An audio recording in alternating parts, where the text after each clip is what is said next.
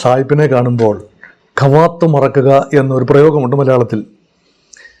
ഇന്ത്യയുടെ സമീപകാല നയം, അമേരിക്കയുമായി ബന്ധപ്പെട്ട ഒരു വിവാദം, ഒരു വിഷയമുണ്ടാകുമ്പോൾ ഇന്ത്യയുടെ പ്രതികരണത്തിൻ്റെ രൂപം എന്താണ്? ഇതേക്കുറിച്ച് പ്രതിപക്ഷം വളരെ ക്രിട്ടിക്കലായി, വിമർശനപരമായി കഴിഞ്ഞ ദിവസങ്ങളിൽ സംസാരിക്കുന്ന കണ്ടു. പ്രകോപനം ഇതാണ്: ഇന്ത്യയുടെ നാവികർ അടങ്ങുന്ന 3 കപ്പലുകൾ കഴിഞ്ഞ ഒരാഴ്ചക്കുള്ളിൽ ആക്രമിക്കപ്പെട്ടു. അമേരിക്കയുടെ ഭാഗത്തു നിന്ന് വന്ന ആക്രമണമാണ്. അതിലൊരു കപ്പലിലെ 3 നാവികർ കൊല്ലപ്പെട്ടു. 24ഓളം നാവികർ ഉണ്ടായിരുന്ന ഒരു കപ്പൽ. അപ്പോൾ ആ കപ്പൽ ഒമാൻ തീരത്ത് വെച്ച്, ഒമാൻ ഉൾക്കടലിൽ വെച്ച് അമേരിക്കൻ നാവികസേനയുടെ ആക്രമണത്തിന് വിധേയമായി എൻജിൻ റൂം ആക്രമിക്കപ്പെട്ടു, ഇമ്മൊബിലൈസ്ഡായി ആ കപ്പലിലെ നാവികരെ ഒമാൻ തീരദേശ സേന രക്ഷിച്ചു കൊണ്ടുപോയി. പക്ഷെ 3 ഇന്ത്യൻ നാവികർക്ക് ദാരുണമായ മരണമുണ്ടായി. ജീവനുകൾ പൊലിഞ്ഞിരിക്കുന്നു. ഇന്ത്യൻ ജീവനാണ്. അത് ഫൈറ്റിങ്ങിലല്ല, മറിച്ച് സമാധാനപരമായ നീക്കത്തിൽ ആയിരുന്ന കപ്പലുകൾ. അത് ട്രേഡിംഗ് ഷിപ്പാണ്, ഓയിൽ ടാങ്കറാണ്, അല്ലെങ്കിൽ കണ്ടെയ്നർ ഷിപ്പുകളാണ്. ഇന്ത്യയുടെ കണ്ടെയ്നർ ചരക്കുകൾ കയറ്റാനോ ഇറക്കാനോ കൊണ്ടുപോകുന്ന ഇൻ്റർനാഷണൽ വാട്ടേഴ്സാണ്. അവിടെ ഇന്ത്യൻ നാവികരുടെ, അല്ലെങ്കിൽ ഇന്ത്യൻ കൊമേഴ്ഷ്യൽ ഷിപ്പുകളാണ്. അവിടെ പട്ടാളക്കാരൊന്നുമല്ല. അവരുടെ സുരക്ഷിതത്വം ഉറപ്പുവരുത്താനുള്ള ചുമതല ഭാരതത്തിനുണ്ടല്ലോ. അപ്പോൾ എന്താണ് ചെയ്യാനാവുക? അത് തന്നെയാണ് ഭാരതം ചെയ്തത്. അമേരിക്കയുടെ ഈ ഷാറെ ഡഫാറെ, അല്ലെങ്കിൽ ഈ എംബസി ഉദ്യോഗസ്ഥനാണ്, അദ്ദേഹത്തെ വിളിച്ചു വരുത്തി ശക്തമായ പ്രതിഷേധം അറിയിച്ചു. അമേരിക്കൻ ആക്രമണത്തിൽ ഇന്ത്യൻ നാവികർ കൊല്ലപ്പെട്ടു, ഇന്ത്യൻ നാവികരടങ്ങുന്ന കപ്പലുകൾ ആക്രമിക്കപ്പെട്ടു. ശക്തമായ പ്രതിഷേധം അറിയിച്ചു. ഒരു സ്റ്റെപ്പ് കൂടി കടന്നുകൊണ്ട് ഇന്ത്യയുടെ വിദേശകാര്യമന്ത്രി ജയശങ്കർ, അമേരിക്കയുടെ ഫോറിൻ സെക്രട്ടറി, അതായത് സെക്രട്ടറി ഓഫ് സ്റ്റേറ്റ് മാർക്കോ റൂബിയോയുമായി സംസാരിച്ചു. അപ്പോൾ മാർക്കോ റൂബിയോയ്ക്ക് പറയാനുണ്ടായിരുന്നത് ഒരു വളരെ ധാർഷ്ട്യം നിറഞ്ഞ വാക്കുകളാണ്. ഞങ്ങളുടെ മേഖലയിൽ, അതായത് ഞങ്ങൾ നിയന്ത്രിക്കുന്ന മേഖലയാണ് ഹോർമൂസ്, അല്ലെങ്കിൽ ഇറാന് നേരെ ഞങ്ങൾ ഏർപ്പെടുത്തിയ ഉപരോധം. ഇറാന്റെ തുറമുഖങ്ങളെ ലക്ഷ്യമാക്കി ഏത് കപ്പൽ വന്നാലും, അത് സുഹൃത്ത് രാജ്യമെന്നല്ല, ശത്രുരാജ്യമെന്നല്ല, ഏത് കപ്പലുകൾ വന്നാലും തങ്ങൾ ആക്രമിക്കും, വേണ്ടി വന്നാൽ മുക്കും. ഇതൊരു തരം ധിക്കാരത്തിൻ്റെയും അഹങ്കാരത്തിൻ്റെയും ഭാഷയാണ്. അതിനോട് പ്രതികരിക്കാൻ ഭാരതത്തിന് ക്രിയാത്മകമായി പ്രതികരിക്കാൻ പോലും കഴിയുന്നില്ല എന്ന് പറയുമ്പോൾ, ഇത് കയ്യൂക്കുള്ളവൻ കാര്യക്കാരൻ എന്ന രീതിയിലേക്ക് ലോകക്രമം മാറിയിരിക്കുന്നു. ഇന്ത്യ പഞ്ചപുച്ഛമടക്കി അത് അംഗീകരിക്കേണ്ട ഗതികേടിലാണോ?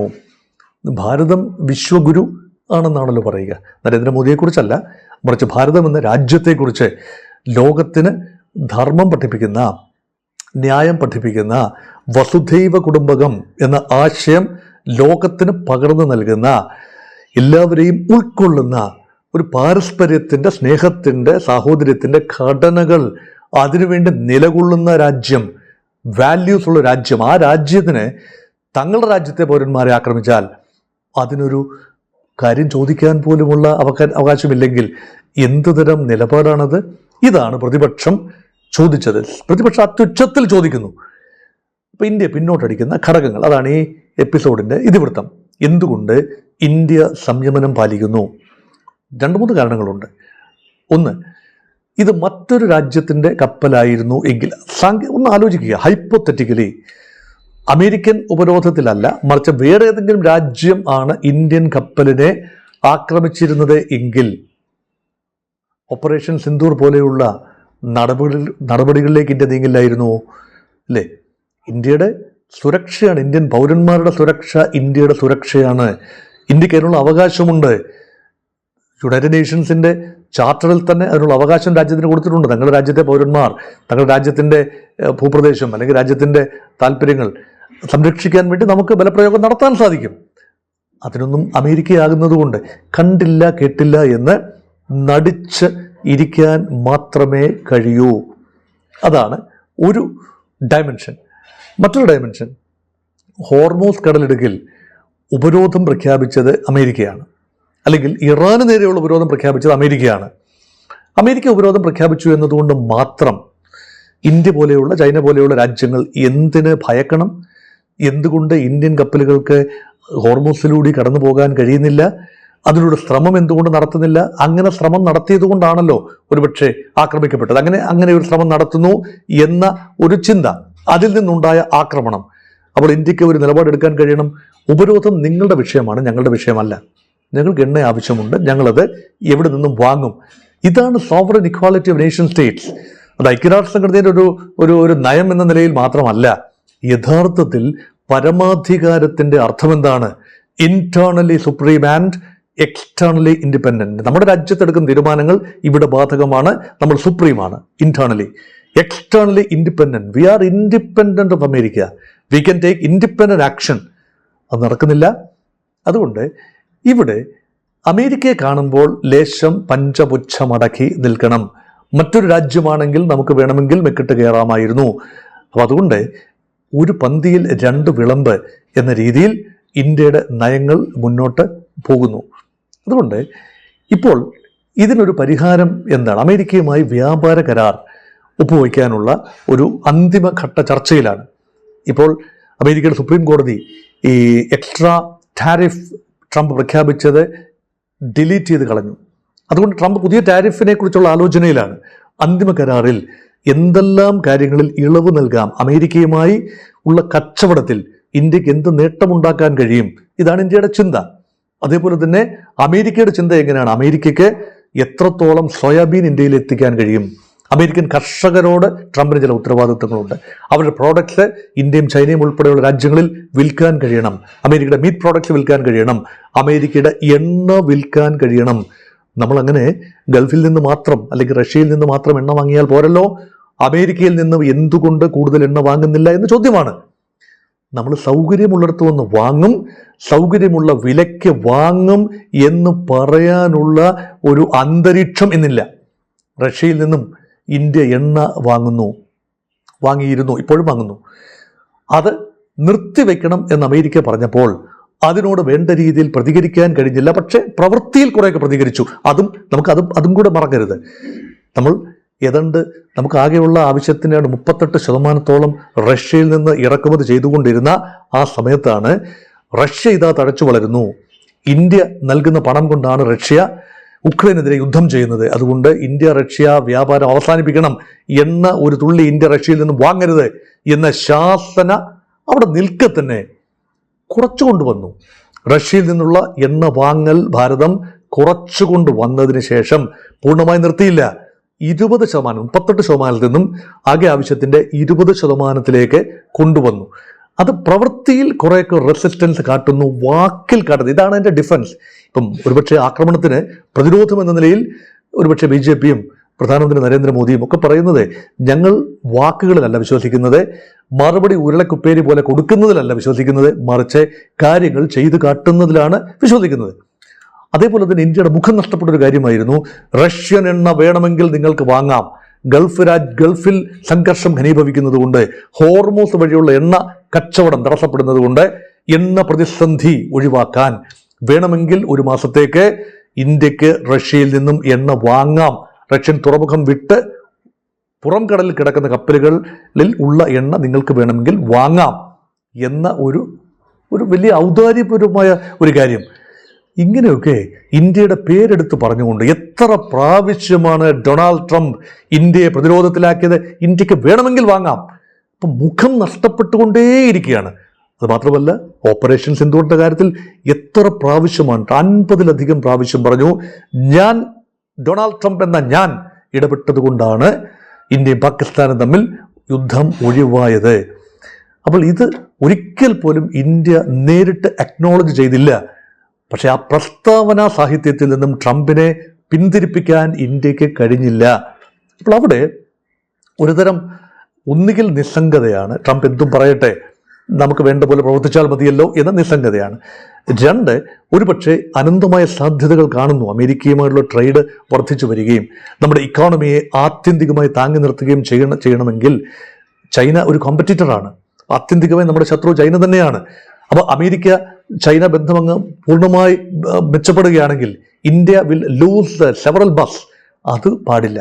അതുകൊണ്ട് തൽക്കാലം ലൈയിങ് ലോ ടാക്ടിക്കലി, എന്നിട്ട് അവസരം വരുമ്പോൾ നമ്മൾ പത്തി വിരിക്കുക. ചൈനയാണ് നമ്മൾ നേരിടേണ്ടത്, സൈനികമായിട്ടല്ല, സാമ്പത്തികമായി. അതുകൊണ്ട് നമ്മുടെ GDP വളരണമെങ്കിൽ, വ്യവസായം, ട്രേഡ്, ഇൻവെസ്റ്റ്മെൻറ്റ് എല്ലാം വളരണമെങ്കിൽ, വാണിജ്യം വളരണമെങ്കിൽ അമേരിക്ക ഏറ്റവും വലിയ വിപണി തന്നെയാണ്. അമേരിക്കയ്ക്ക് ഇന്ത്യയും വലിയ വിപണിയാണ്, ഇന്ത്യക്ക് അമേരിക്കയും വലിയ വിപണിയാണ്. നിലവിലുള്ള $48 ബില്യൺ വ്യാപാര കമ്മി, അമേരിക്കയ്ക്കുള്ള ഇന്ത്യക്കെതിരെയുള്ള ട്രേഡിന്റെ വ്യാപാര കമ്മി ഘട്ടം ഘട്ടമായി കുറച്ചുകൊണ്ട് വരുന്നതിന്റെ ഭാഗമായിട്ടാണ് $500 billion worth of bilateral trade over A period of 5 years. ഇതാണ് അമേരിക്ക പ്രപ്പോസ് ചെയ്യുന്നത്. അത് ഇന്ത്യ ഏതാണ്ട് അംഗീകരിച്ച മട്ടാണ്. അതിന്റെ ധാരണാപത്രം അടുത്ത് തന്നെ ഒപ്പിടാനുള്ള ധാരണയും ആയിക്കഴിഞ്ഞു. അത് ഒപ്പിടുക എന്നത് മാത്രമാണ് ബാക്കിയുള്ളത്. അതിനിടയ്ക്കാണ് അമേരിക്കൻ സുപ്രീം കോടതിയുടെ വിധി വന്നതും അമേരിക്ക കുറച്ച് പുറകോട്ട് പോയതും ഇന്ത്യയും കുറച്ച് സമയം വാങ്ങിയെടുത്തതും അതിനിടയിലാണ്. ആ സമയത്ത് കപ്പൽ വിഷയം പറഞ്ഞുകൊണ്ട് ബന്ധം വഷളാക്കണ്ട എന്ന ഒരു പ്രായോഗിക ചിന്ത അതുകൂടി ഇന്ത്യയുടെ മനസ്സുകളെ ഭരിച്ചിരിക്കാം. പക്ഷെ ഒരു വശത്ത് അഭിമാന ബോധം, മറുവശത്ത് പ്രായോഗിക ചിന്ത. അപ്പോൾ അഭിമാന ബോധം ലേശം മാറ്റിവെച്ചുകൊണ്ട് തന്നെ പ്രായോഗിക ചിന്തയ്ക്ക് പ്രാധാന്യം നൽകുന്ന രീതിയിൽ ഇപ്പോൾ ആ വിഷയം ആളിക്കത്തിക്കേണ്ട, അതുകൊണ്ട് മൗനം വിദ്വാനുഭൂഷണം എന്ന പോളിസി. അപ്പോൾ പ്രതിപക്ഷം പറയും മൗനം വിദ്വാനും മാത്രമല്ല തിരുമണ്ടനും മൗനം ഭൂഷണം എന്ന രീതിയിൽ പ്രതിപക്ഷവും ആരോപണം ഉന്നയിക്കും. അപ്പം അതിനൊക്കെ മറുപടി പറയേണ്ട കാര്യമുണ്ടോ? ഓപ്പറേഷൻ സിന്ദൂർ സമയത്ത് പ്രതിപക്ഷത്തെ തന്നെ, പ്രമുഖ മുഖങ്ങളെ തന്നെ അല്ലേ അമേരിക്കയിലേക്കും മറ്റു രാജ്യങ്ങളിലേക്കും ഒക്കെ കാര്യങ്ങൾ വിശദീകരിക്കാൻ വിട്ടത്? എന്നിട്ട് എന്തായി? ഒരു ചെവി കൊണ്ട് കേട്ടു, മറ്റേ ചെവിയിലൂടെ അത് പുറത്തു പോയി എന്നതല്ലാതെ ഇന്ത്യയുടെ ഭാഗം ആ രീതിയിൽ ലോക രാജ്യങ്ങളെ പറഞ്ഞ് സമർത്ഥിക്കാൻ കഴിഞ്ഞിട്ടില്ല. അത് മാത്രമല്ല, ഇപ്പോൾ ഇതാ പാകിസ്ഥാനെ നമ്മൾ കമ്പയർ ചെയ്യേണ്ട കാര്യമൊന്നുമില്ല, പക്ഷേ പാകിസ്ഥാൻ ഒരു അർദ്ധ അവസരം കിട്ടിയപ്പോൾ ചാടി വീണില്ലേ? മധ്യപൗരസ്ത്യ പ്രദേശത്ത് ഇറാൻ അമേരിക്ക തർക്കം, ഇസ്രായേൽ കൂടി ഉൾപ്പെടുന്ന തർക്കം, ഇസ്രായേൽ ശത്രുരാജ്യമാണ് പാകിസ്ഥാൻ എന്ന് ഓർക്കണം. എന്നിട്ട് പോലും അത് പരിഹരിക്കാൻ, മധ്യസ്ഥത വഹിക്കാൻ പാകിസ്ഥാനെ അല്ലേ അമേരിക്ക ചുമതലപ്പെടുത്തിയത്? അപ്പോൾ അമേരിക്കയുടെ സ്കീം ഓഫ് തിങ്സിൽ തൽക്കാലത്തേക്കെങ്കിലും, ട്രംപിന്റെ സ്കീം ഓഫ് തിങ്സിൽ പാകിസ്ഥാന് വളരെ വലിയൊരു സ്ഥാനമാണുള്ളത്. പെട്ടെന്ന് സംഭവിച്ചതൊന്നുമല്ല. അസിം മുനീറിനെ മാസങ്ങളോളം കൾട്ടിവേറ്റ് ചെയ്ത് പല ആവർത്തി അമേരിക്കയിലേക്ക് വിളിച്ചു വരുത്തി അവിടെ വലിയ സ്വീകരണമൊക്കെ ഒരുക്കി അമേരിക്കൻ പ്രസിഡന്റുമായി നേരിട്ടാണ് field marshal Asim Munir deal ചെയ്തെന്ന് ഓർക്കണം. സാധാരണ പ്രസിഡന്റുമാർ മറ്റൊരു രാജ്യത്തിന്റെ പ്രസിഡന്റുമായി അല്ലെങ്കിൽ തങ്ങൾക്ക് ചേരുന്നവരുമായിട്ടാണ് സന്ധി ചെയ്യുന്നത്. ഇത് മിലിറ്ററി ജനറൽ, അവിടുത്തെ ഡിഫാക്ടോ അതോറിറ്റി മിലിറ്ററി ജനറലാണ്. അപ്പോൾ അസിം മുനീറുമായി ഒരു ധാരണയിലെത്തി പാകിസ്ഥാൻ പൊളിറ്റിക്കോ മിലിറ്ററി എസ്റ്റാബ്ലിഷ്മെന്റിനെ കൈവശം വെച്ചുകൊണ്ട് തങ്ങൾ ഉദ്ദേശിക്കുന്ന രീതിയിൽ ഇറാനുമായി ഡീൽ ചെയ്തു. തലയൂരാൻ വേണ്ടി ചെയ്ത പണിയാണ്. ഇറാൻ യുദ്ധത്തിൽ തലയൂരാൻ വേണ്ടി പാകിസ്ഥാനെ ഉപയോഗിച്ചു. പാകിസ്ഥാൻ നേട്ടമുണ്ട്. മുഖം നഷ്ടപ്പെട്ടു നിന്ന പാകിസ്ഥാൻ, ഭീകരരെ സഹായിക്കുന്ന രാജ്യമായി മുദ്രകുത്തപ്പെട്ട, ലോകത്ത് പരിഹാസ്യമായി നിന്ന പാകിസ്ഥാന് ഒരു വിലയും നിലയും ഉണ്ടായി എന്ന് കരുതാം. ഇന്ത്യ നേരിട്ട് ബാധിക്കുന്ന വിഷയമൊന്നുമല്ല കേട്ടോ. ഇന്ത്യ അതുമായിട്ട് കമ്പയർ ചെയ്യേണ്ട ആവശ്യമില്ല. ഇന്ത്യ ഒരിക്കലും മധ്യസ്ഥ ശ്രമങ്ങൾക്ക് വേണ്ടി ഇന്ത്യ ശ്രമിച്ചില്ല, അല്ലെങ്കിൽ ഇന്ത്യയുടെ സഹായം ആരും ആ രീതിയിൽ ആവശ്യപ്പെട്ടതുമില്ല. പക്ഷെ നമുക്ക് വേണമെങ്കിൽ പറഞ്ഞു നടക്കാം. എത്ര പ്രാവശ്യമാണ് നമ്മളൊക്കെ പറഞ്ഞത്? ഗൾഫ് രാജ്യങ്ങളുമായും ഇറാനുമായും ഇസ്രയേലുമായും അമേരിക്കയുമായും എല്ലാം ഒരുപോലെ ബന്ധമുള്ള രാജ്യം ഭാരതം തന്നെയാണ്. ഭാരതം വിശ്വഗുരുവാണെങ്കിൽ ഭാരതത്തിന് വേണമെങ്കിൽ സമാധാനത്തിലേക്കുള്ള നാൾ വഴികൾ ഒപ്പിച്ചെടുക്കാമായിരുന്നു. അതിനുള്ള ശ്രമം നടത്തിയില്ല. അത് പാകിസ്ഥാൻ കൊണ്ടുപോയി ഇന്ത്യ കണ്ടു നിൽക്കേണ്ടി വന്നു എന്ന് വിമർശിക്കുന്നവരുമുണ്ട്. ആ വിമർശനത്തോടൊപ്പമല്ല ഞാൻ. കാരണം ഇന്ത്യ അതിൽ ശ്രമിച്ചതേയില്ല. ഇന്ത്യക്ക് അതിൽ പങ്കാളിത്തം ആവശ്യമില്ല. ഇന്ത്യയുടെ താല്പര്യങ്ങൾ സംരക്ഷിക്കുക മാത്രമായിരുന്നു ലക്ഷ്യം. ഇന്ത്യൻ വംശജരുടെ താല്പര്യങ്ങൾ, ഇന്ത്യയുടെ എണ്ണ താല്പര്യങ്ങൾ.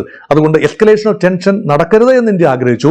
പക്ഷെ അതിനുവേണ്ടി ഒന്നും ചെയ്യാവുന്ന ഒരു നിലയിലായിരുന്നില്ല ഭാരതം എന്നുകൂടി ഓർക്കണം.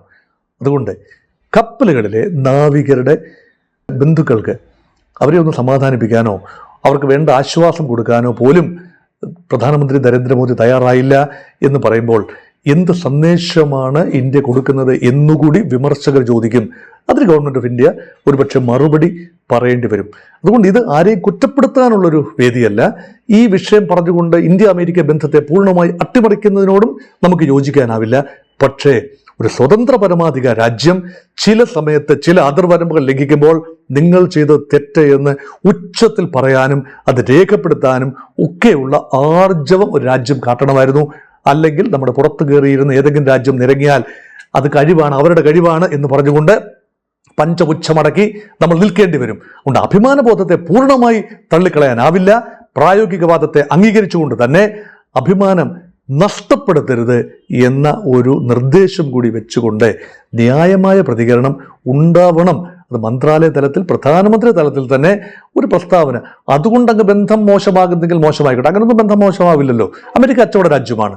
കച്ചവട താല്പര്യങ്ങൾ ഉള്ളിടത്തോളം കാലം ഇന്ത്യയെ അങ്ങനെ തള്ളിപ്പറയാനാവില്ല. ഇന്ത്യക്കും അമേരിക്കയ്ക്കും നേട്ടമുണ്ടാകും എന്നുണ്ടെങ്കിൽ ഒരിക്കലും ഇന്ത്യയെ ആ രീതിയിൽ അമേരിക്കയ്ക്ക് തള്ളിപ്പറയാനാവില്ല. പാകിസ്ഥാനുമായി എത്ര ചേർന്ന് നിന്നാലും പാകിസ്ഥാൻ ജനതയുടെ മനസ്സ് അമേരിക്കയോടൊപ്പമല്ല, അമേരിക്കൻ എസ്റ്റാബ്ലിഷ്മെന്റിനോടൊപ്പമല്ല.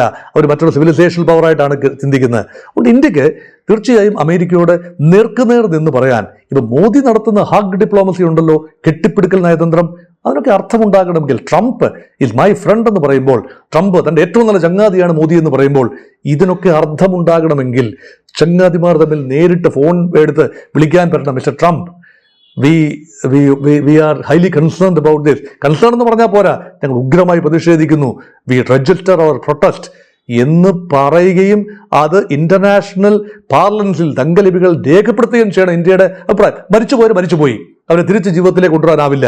പക്ഷെ ഇന്ത്യ എങ്ങനെ പ്രതികരിക്കുന്നു എന്നത് ഭാവിയിലേക്കുള്ള ഒരു സൂചന കൂടിയാണ് എന്ന ഓർമ്മപ്പെടുത്തലോടുകൂടി അവസാനിപ്പിക്കട്ടെ.